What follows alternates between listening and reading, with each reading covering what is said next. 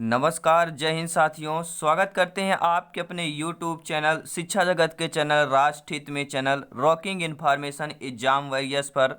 मैं दोस्तों विजय जायसवाल। आज की बात करेंगे परिवार एवं मित्र का 5वां पार्ट है साथियों। परिवार एवं मित्र से जो भी आपके NCERT के बुक से लिया गया है 3 to 8 क्लास तक के NCERT के बुक का पूरा निचोड़ है यहाँ पर। तो पर्यावरण का महाअभ्यास जारी है। बात करेंगे इसके पिछली क्लासेज, अगर दोस्तों आप लोगों को देखना तो बेल आइकन पे आपको यहाँ पे आएगा, प्लेलिस्ट मिल जाएगा। तो 30 प्रश्न रहेंगे सरकारी शिक्षक बनने के लिए, बहुत ही महत्वपूर्ण प्रश्न है। और इस बार की परीक्षा में साथियों यह जो प्रश्न है 100% आने के चांसेज है। 100% यही प्रश्न आएंगे, NCERT के पैटर्न पर है। तो चलिए आइए शुरू करते हैं।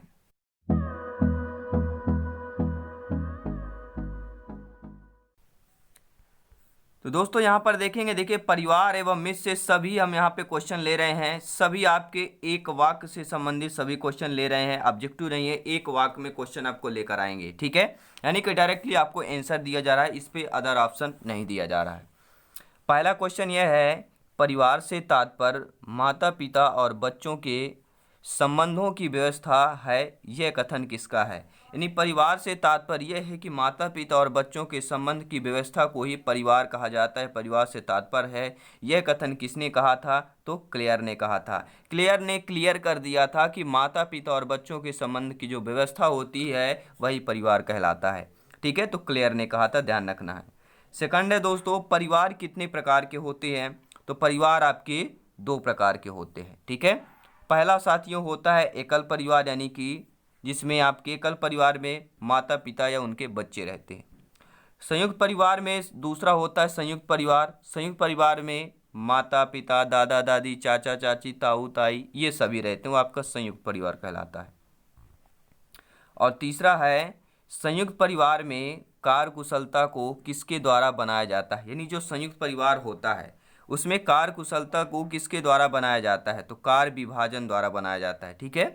जिस संयुक्त परिवार में सभी लोग हैं, कार्य करने के लिए कार्य विभाजन कर दिया जाता है कि आप लोग खेत का काम देखेंगे, आप लोग घर का देखेंगे, आप लोग कमाएंगे, आप लोग पैसा रखेंगे, आप लोग सामान लाएंगे, ऐसे ऐसे वहाँ पे विभाजन कर दिया जाता है कार्य का, ठीक है। नेक्स्ट है कि एकल परिवार से तात्पर्य क्या है। जो एकल परिवार होता है उससे तात्पर्य क्या होता है, उससे तात्पर्य है परिवार जिसमें माता पिता एवं उनके बच्चे रहते हो, वही आपका एकल परिवार होता है, ठीक है दोस्तों। नेक्स्ट क्वेश्चन देख लेते हैं कि हिंदू परंपरागत विश्वास के अनुसार विवाह क्या है। यानी जो हमारे हिंदू परंपरागत है उसमें जो विश्वास के अनुसार विवाह को क्या कहा गया है, तो वह संस्कार कहा गया है, ठीक साथियों। क्या कहा गया है, संस्कार कहा गया है, ठीक है। नेक्स्ट क्वेश्चन है, समरक्त संबंध का उदाहरण किस प्रकार के परिवार में परिलक्षित होता है, ठीक है। जो समरक्त संबंध का उदाहरण कई बार आपके एग्जाम में पूछ लिया जाता है कि समरक्त संबंध का उदाहरण है या इससे परिलक्षित है, तो एकल और संयुक्त दोनों से होता है। क्योंकि समरक्त एक में होता है भाई दादा दादी उनके बच्चे होंगे, फिर नाती होंगे, तो उन्हीं के होंगे ना। तो एकल परिवार के भी यानी समरक्त संबंध का उदाहरण आपके एकल और संयुक्त परिवार दोनों होंगे। नेक्स्ट है साथियों, सामाजिक जीवन का क्या आधार है। जो सामाजिक जीवन है उसका आधार क्या है, तो उसका आधार होता है अनुशासन, सहयोग, सहिष्णुता, ठीक है। काफी बार एग्जाम में आ जाता है कि सामाजिक जीवन का आधार क्या है, तो अनुशासन, सहयोग, सहिष्णुता है साथियों। नेक्स्ट क्वेश्चन देखेंगे, हर भाई बहन, हर गृहिणी का, हर शिक्षक बंधु का, जो भी अध्यापक अध्यापिका बनना चाहता है, जिसका सपना है, तो गोल्डन चांस है आज, ठीक है। इस बार की परीक्षा में 120 प्लस का स्कोर यानी कि 125 नंबर आपके पक्के होने वाले हैं। सभी क्लासेस अटेंड करिए, चैनल पे जाइए, प्लेलिस्ट मिलेगा, प्लेलिस्ट उठाइए, पर्यावरण की, मैथ्स की प्लेलिस्ट उठाइए, और बाकी हम डेली क्लासेस यहाँ ले रहे हैं, इनको भी अटेंड कीजिए। आपको कोई नहीं रोक सकता, आंधी तूफान कुछ भी आ जाए आपको कोई नहीं रोक सकता गवर्नमेंट टीचर बनने से, ठीक है। नेक्स्ट क्वेश्चन की बात करें, किसी परिवार को दर्शाया जाता है, ठीक है। जो परिवार है तो उसको हम किस प्रकार से दर्शाते हैं, तो एक पारिवारिक वृक्ष से दर्शाते हैं।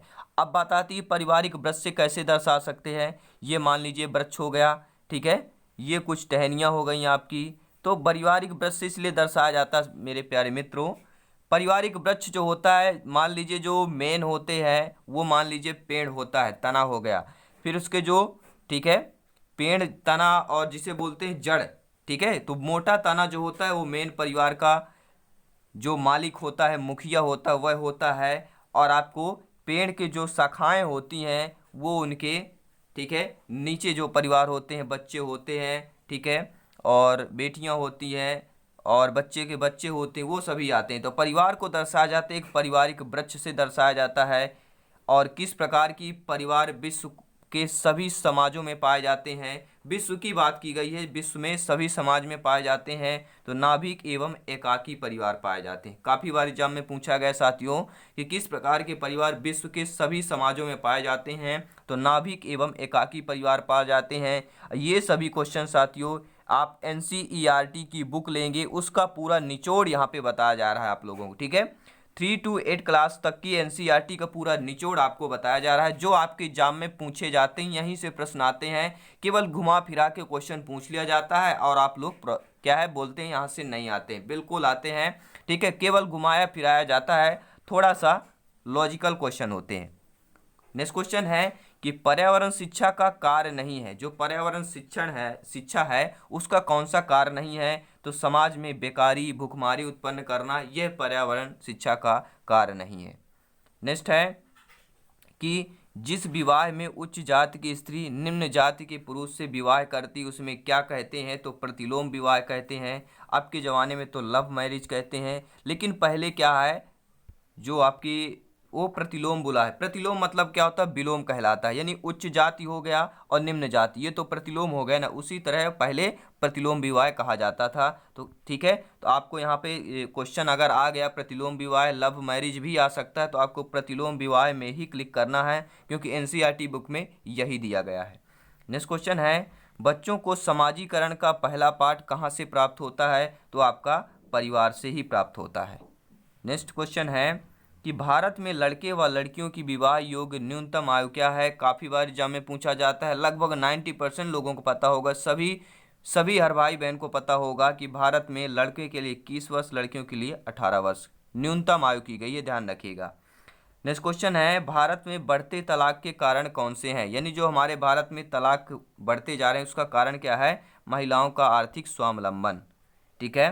नेक्स्ट क्वेश्चन देखेंगे दहेज रोधक अधिनियम बना था। जो आपका दहेज रोधक अधिनियम है वह कब बनाया था, तो सन 1961 में बना था, याद रखिएगा। दहेज रोधक अधिनियम कब बना, सन 1961 में बना था, याद रखिएगा। काफ़ी इंपॉर्टेंट क्वेश्चन है, सन वाले 1-2 क्वेश्चन आ ही जाते हैं। नेक्स्ट क्वेश्चन है प्राथमिक समाजीकरण है। जो आपका प्राथमिक समाजीकरण है वह कैसा होगा, शुरुआती आयु में परिवार एवं मित्रों से सीखना। क्या है, प्राथमिक समाजीकरण है शुरुआती आयु में परिवार एवं मित्र से सीखना ही आपका प्राथमिक समाजीकरण कहलाता है। नेक्स्ट क्वेश्चन है पारिवारिक संबंधों को मजबूत किया जा सकता है। जो पारिवारिक संबंध होते हैं उनको कैसे मजबूत किया जा सकता है, तो आपसी मतभेदों को दूर करके पारिवारिक संबंधों को मजबूत किया जा सकता है। नेक्स्ट क्वेश्चन है सामाजिक जीवन की प्रथम पाठशाला की संज्ञा निम्न में से किसने दी थी। जो आपकी सामाजिक जीवन की प्रथम पाठशाला है, जो उनकी संज्ञा है, किसने दी थी, तो वह आपके परिवार ने ही दी थी, ठीक है। नेक्स्ट क्वेश्चन देख लेते हैं, अगला प्रश्न आ चुका है स्क्रीन पर। सभी एक वाक्य के क्वेश्चन यहाँ पे लाए गए हैं आपके लिए। क्वेश्चन है मानव रुधिर वर्ग की खोज सर्वप्रथम किस वैज्ञानिक ने की थी। जो मानव रुधिर वर्ग है, ठीक है, उनकी खोज सर्वप्रथम किस वैज्ञानिक ने की थी, तो लैंड स्टीनर ने की थी, याद रखिएगा। इंपॉर्टेंट, काफ़ी इंपॉर्टेंट क्वेश्चन है, VVIP क्वेश्चन है कि मानव रुधिर वर्ग की खोज सर्वप्रथम किस वैज्ञानिक ने की, तो लैंड स्टीनर ने की थी। नेक्स्ट क्वेश्चन है जिस परिवार में दादा दादी, चाचा चाची, ताऊ ताई, बुआ, माँ बाप और बच्चे रहते हैं उसे कहते हैं। देखिए मैंने बताया था दादा दादी, चाचा चाची, ताऊ ताई, बुआ, माँ, ठीक है, माँ बाप, बच्चे रहते हैं तो आपका संयुक्त परिवार कहलाता है, ठीक है।